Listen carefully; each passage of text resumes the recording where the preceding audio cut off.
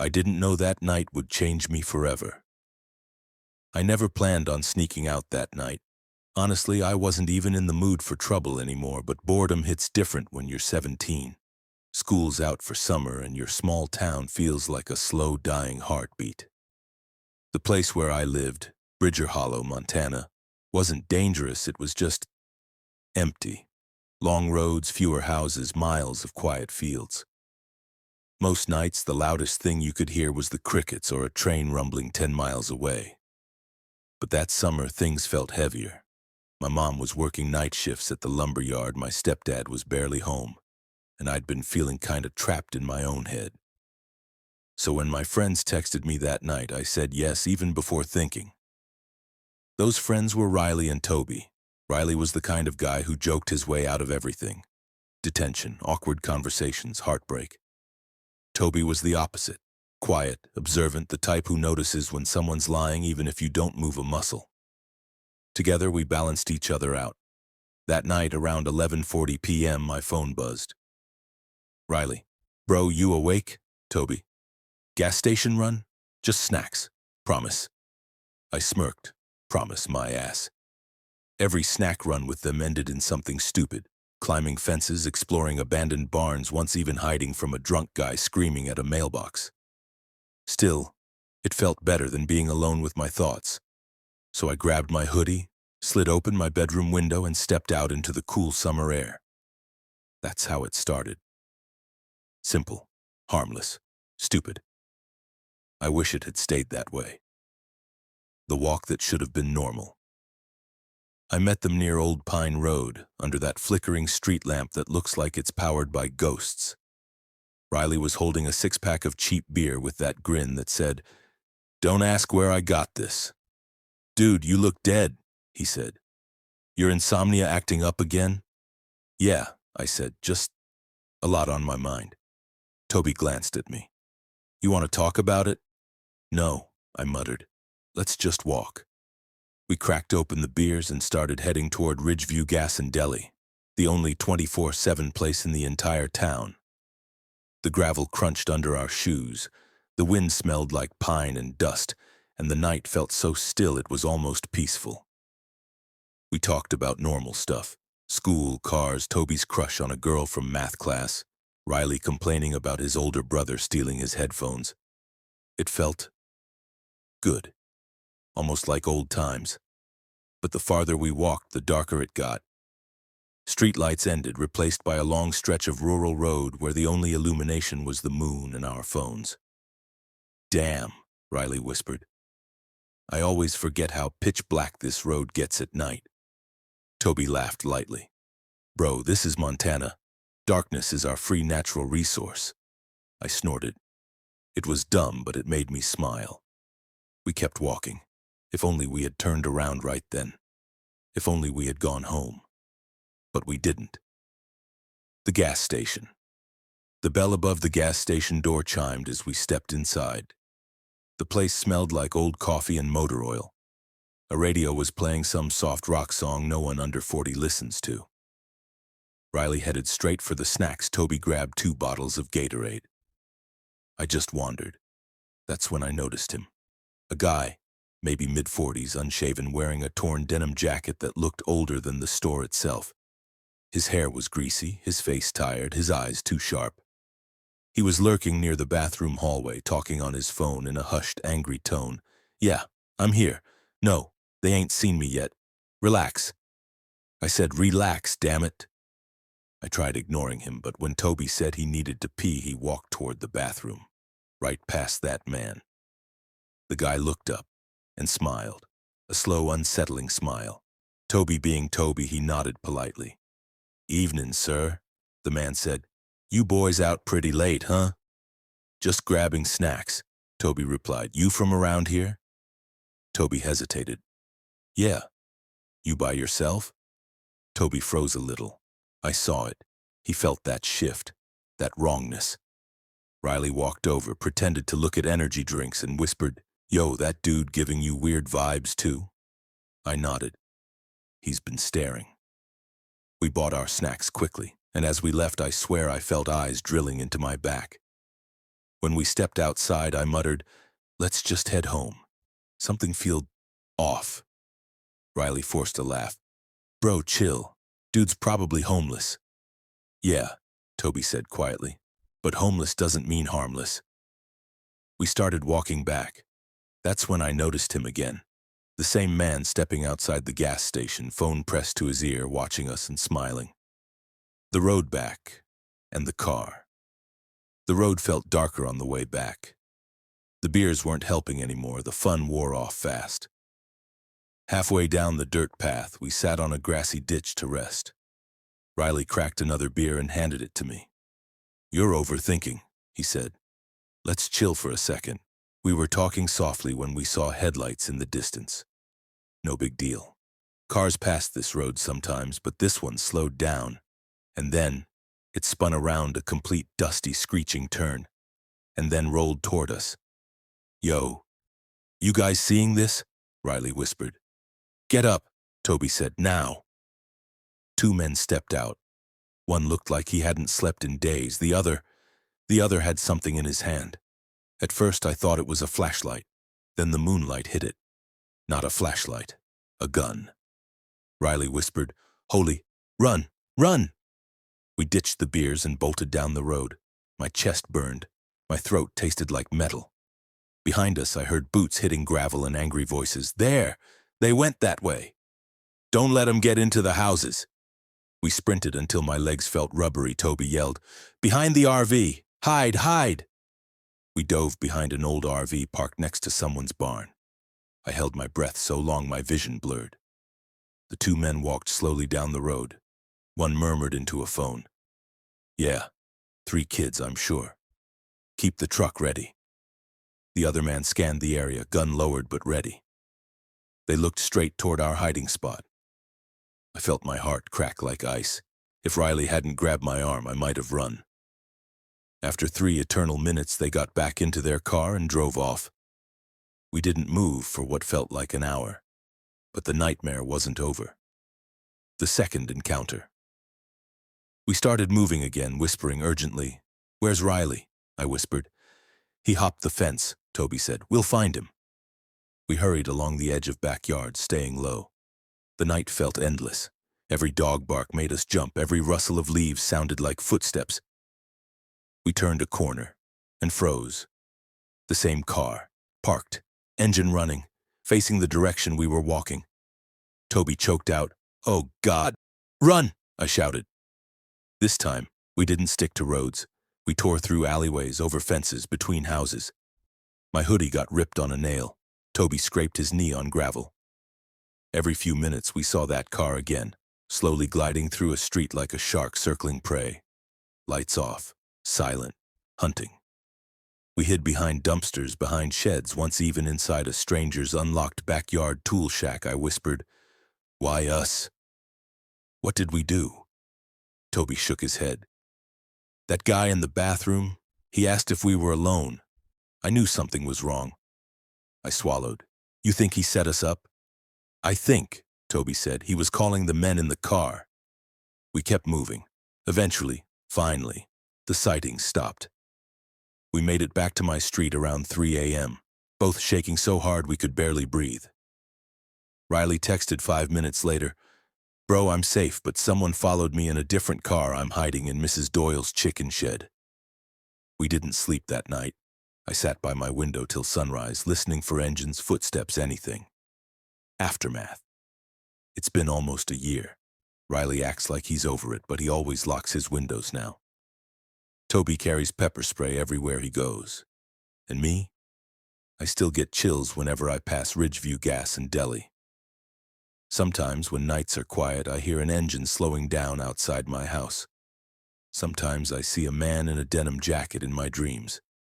We never found out who those men were, why they followed us, what they wanted. But one thing is certain. If we hadn't run fast enough, if any one of us had tripped, if we had stayed at that gas station 2 minutes longer, I don't think I'd be here to tell this story. I used to work the late shift at Riverbend Gas and Service, a full-length, ultra-realistic gas station horror story with dialogues, emotions, pacing, and completely unique plot. I wasn't really looking for a new start when I drifted into Riverbend, Kentucky. If I'm being honest, I was just running from debt, from a breakup that left me hollowed out, and from a version of myself I didn't want to look at in the mirror anymore. I'd been couch surfing around Louisville until my welcome ran thin everywhere, so I hopped on my cousin's old bike and kept riding until the road turned quieter, lonelier, like nobody cared enough to follow me. Riverbend wasn't even a town, not officially. More like a cluster of rundown homes along County Road 18, two bars that constantly changed names and a post office that closed at 3 p.m. sharp. The kind of place where people said, "We like our quiet," even when you hadn't asked. The gas station sat at the edge of it all, Riverbend Gas and Service, though most folks called it Tommy's Stop after the guy who'd owned it decades before. Now it was run by a thick-eyebrowed, short-tempered man named Harlan Boone, who hired me after a 5-minute chat in the parking lot. "You know how to run a register?" "No, sir, but I can learn fast."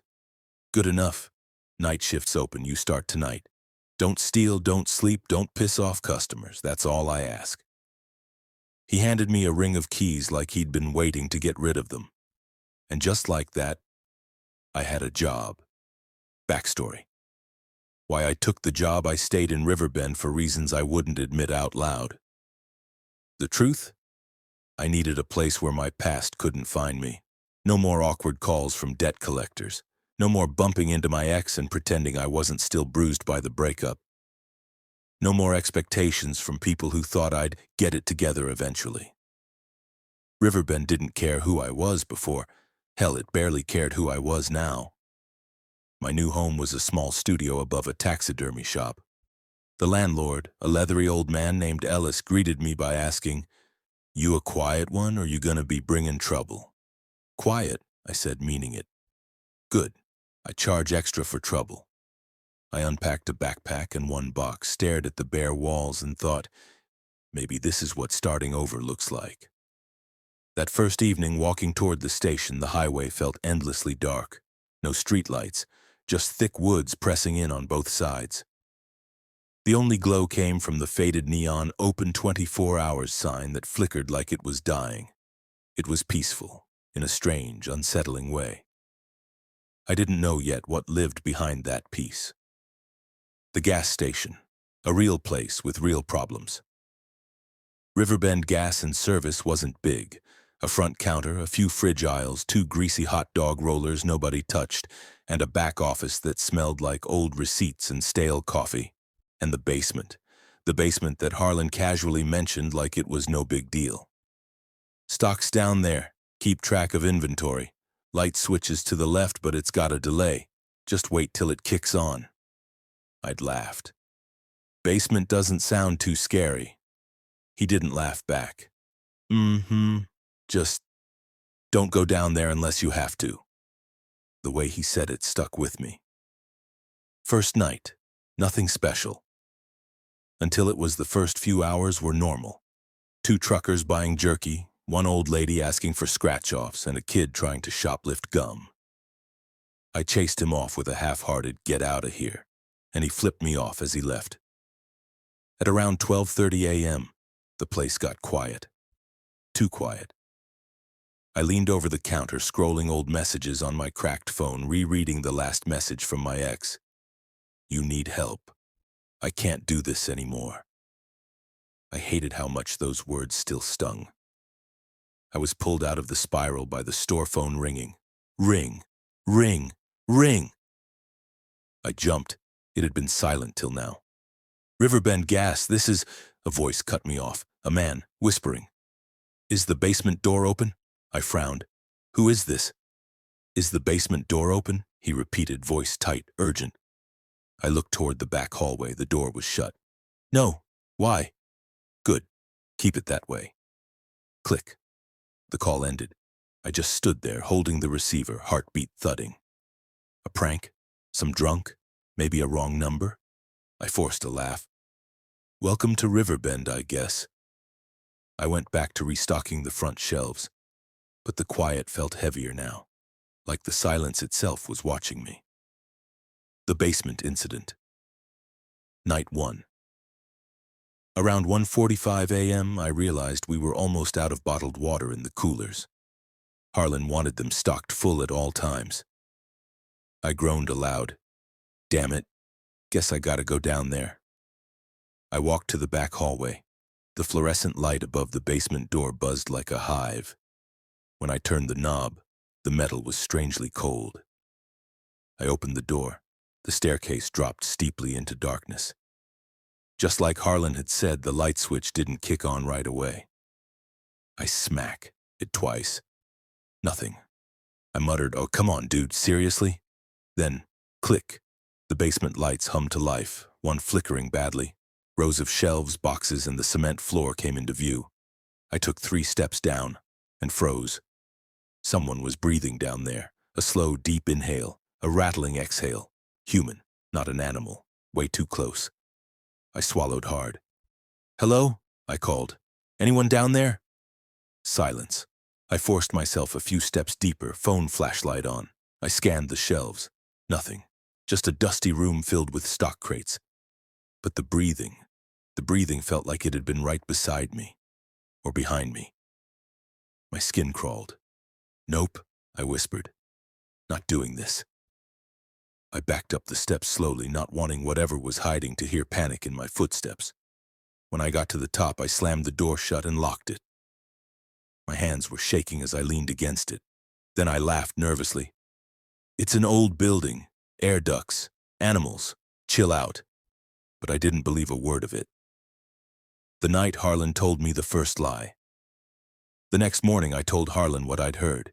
He didn't react the way I expected. No confusion, no shock, just irritation. "You probably heard the pipes. They groan sometimes." "That wasn't pipes," I said quietly. "Sounded like a person." He stopped sorting receipts and looked up. "Look, this station's old. It makes noises. You'll get used to it. But the call I got..." "What call?" "Some guy asked if the basement door was open." Harlan's expression twitched. Barely, but enough. "Probably a prank." "It didn't sound like a prank," he snapped. "Just do your job. Leave the basement talk alone." I wanted to push further, but his tone closed the door. Still, something in his eyes told me he was hiding something. Second week. Strange customers, stranger moments. The next few nights were mostly calm, but little things kept piling up. 1. The woman who wouldn't go near the hallway. A middle-aged woman came in for cigarettes. When she approached the counter, she pointed toward the back. "That door still there?" "Which door?" I asked. "The basement one." Yeah," she grimaced. "You ought to board it shut. Folks around here know better'n to go near it." "Why?" She tapped the counter with shaky fingers. "Because people hear things down there, screaming, crawling, talking, and once..." She stopped herself. "Look, honey, just don't open it at night, okay?" She left quickly, almost running to her car. 2. The kid who asked the wrong question. A teenage boy, hoodie pulled tight around his face, came in for a soda. Before leaving, he asked, "Hey, you new here?" "Yeah." "Then listen. If you ever hear tapping coming from under the floor, don't answer it." "Why not?" "'Cause it ain't tapping, it's calling." He left before I could ask more. 3. The smell around 3 a.m. each night. A smell drifted through the hallway.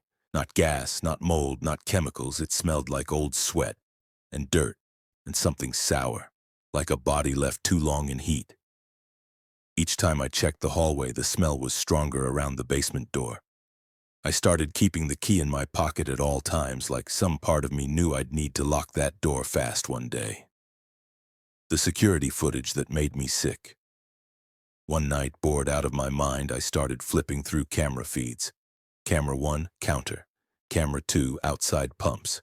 Camera 3, hallway. Camera 4, basement stairs. The basement feed was dark because the lights were off. But I could see the outline of the stairs faintly, the top step lit from the hallway above. At 2:14 a.m., the motion detector flashed. A shape moved. Something stood on the bottom step. I leaned closer to the screen. Tall, upright, human-shaped. But the proportions looked wrong. Its shoulders were too narrow, its neck too long. "What the hell?" I whispered. The shape tilted its head, slow and unnatural. Then it stepped backward into darkness until it disappeared completely. I replayed it 4 times. Each time my stomach twisted tighter. I wasn't imagining any of this. The caller returns. The phone rang again the next night. Same timing, same tone. I answered cautiously. "Riverbend Gas? Why haven't you left yet?" My blood ran cold. "Who is this? You need to get out of that station." "Tell me who you are." A pause. "I used to work there before you, before they changed the locks." "Why are you whispering?" I asked. "So he doesn't hear me." My throat tightened. "Who?" "The one under the stairs." The line cut. I stood frozen, the dial tone buzzing like a warning. "Harlan's secret." I confronted Harlan again the next morning. "We need to talk," I snapped. He didn't even greet me. "If it's about noises or shadows or anything you think you saw, drop it." "Drop it, someone keeps calling the store and there's something in the basement." He slammed a crate down so hard the cans inside rattled. "I said drop it." I stepped back.